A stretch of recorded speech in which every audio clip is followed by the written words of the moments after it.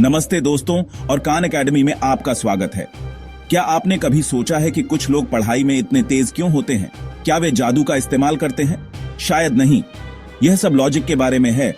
आपके दिमाग को इस तरह से प्रशिक्षित करना जो आपको गहराई से सोचने, समस्याओं को प्रभावी ढंग से हल करने और अवधारणाओं को वास्तव में समझने में मदद करे।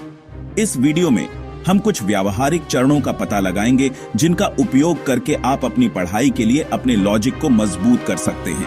हम देखेंगे कि क्यों पूछना कितना महत्वपूर्ण है, समस्या समाधान में कैसे महारत हासिल करें, फ्लोचार्ट और माइंड मैप जैसी चीजों का उपयोग कैसे करें और भी बहुत कुछ। याद रखें, लॉजिक एक मांसपेशी की तरह है। जितना अधिक आप इसका उपयोग करेंगे, यह उतना ही मजबूत होगा। तो आइए एक साथ इस यात्रा पर निकलते हैं और सीखते हैं कि अपनी पूरी क्षमता कैसे अनलॉक करें। जब आप कोई नया विषय पढ़ रहे हों, तो पहला कदम यह समझना है कि आप इसे क्यों पढ़ रहे हैं। क्या यह सिर्फ परीक्षा पास करने के लिए है या इसमें कुछ गहरा है? उदाहरण के लिए, अगर आप इतिहास पढ़ रहे हैं तो खुद से पूछें, यह जानना क्यों जरूरी है कि अतीत में क्या हुआ था, या यह आज हमारे जीवन को कैसे प्रभावित करता है। जब आप क्यों समझते हैं तो विषय अचानक बहुत दिलचस्प हो जाता है और आप इसे बेहतर ढंग से याद रख पाते हैं।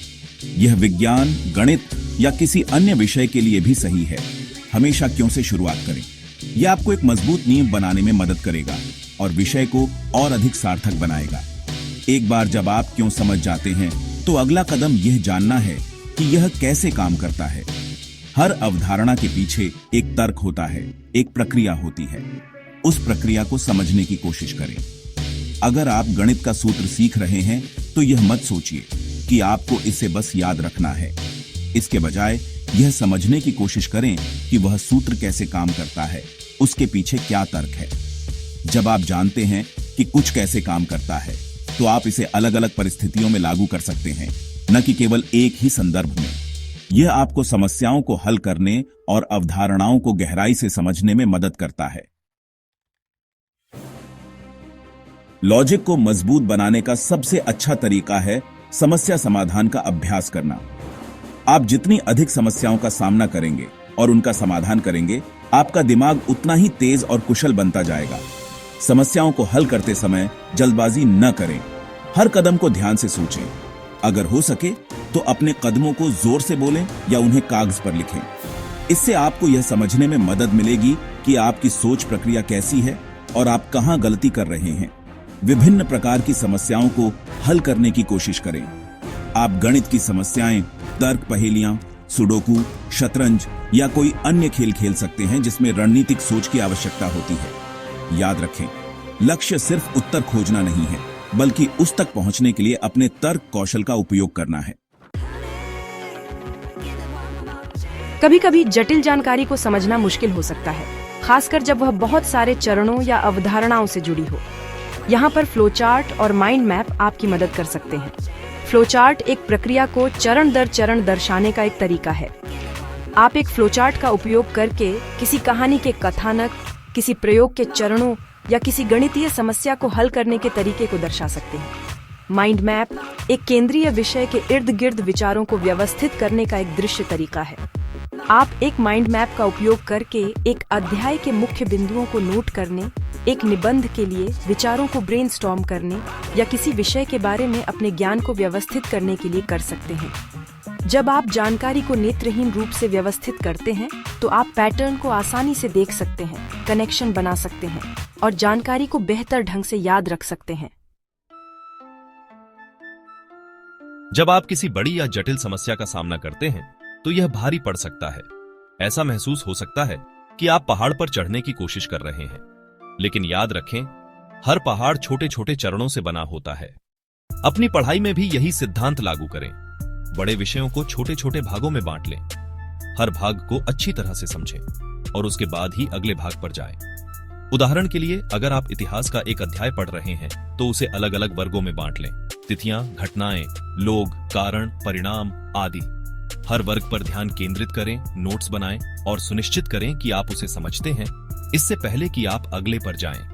ये डिवाइड एंड कॉन्कर रणनीति आपको जटिल विषयों को सरल बनाने और अधिक प्रभावी ढंग से सीखने में मदद करेगी।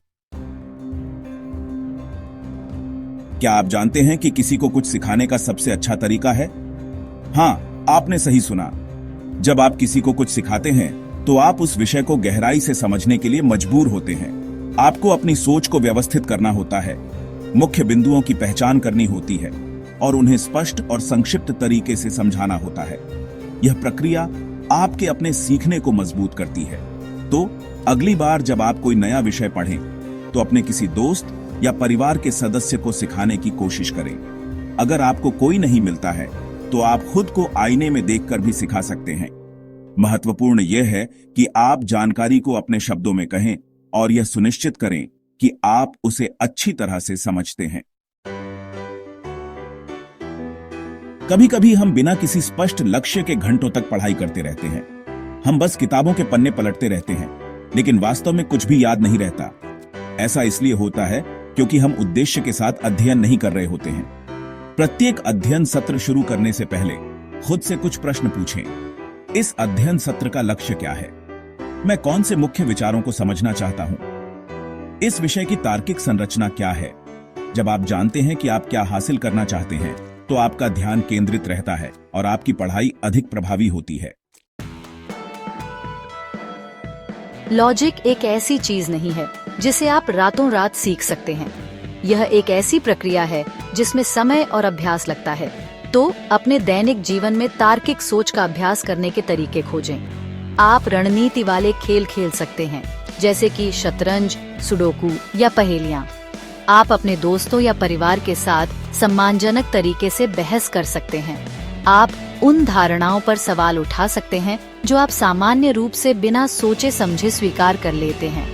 महत्वपूर्ण यह है कि आप अपने दिमाग को सक्रिय रखें और उसे नई चुनौतियों का सामना करने दें। जितना अधिक आप अपने तर्क कौशल का उपयोग करेंगे, वे उतने ही मजबूत होंगे। तो दोस्तों, आज के लिए बस इतना ही। मुझे आशा है कि इन सुझावों से आपको अपनी पढ़ाई के लिए अपने लॉजिक को विकसित करने में मदद मिलेगी। याद रखें, लॉजिक एक ऐसी चीज नहीं है जिसके साथ आप पैदा होते हैं। यह एक ऐसी चीज है जिसे आप समय और अभ्यास के साथ विकसित कर सकते हैं। तो कड़ी मेहनत करते रहें और हार न मानें। अगर आपको यह वीडियो पसंद आया तो कृपया इसे लाइक करें, शेयर करें और मेरे चैनल को सब्सक्राइब करें। अगर आप गणित, विज्ञान या कंप्यूटर प्रोग्रामिंग जैसे किसी विशेष विषय के बारे में सुझाव चाहते हैं तो मुझे नीचे टिप्पणी अनुभाग में बताएं। अगली बार तक खुश रहें और सीखते रहें।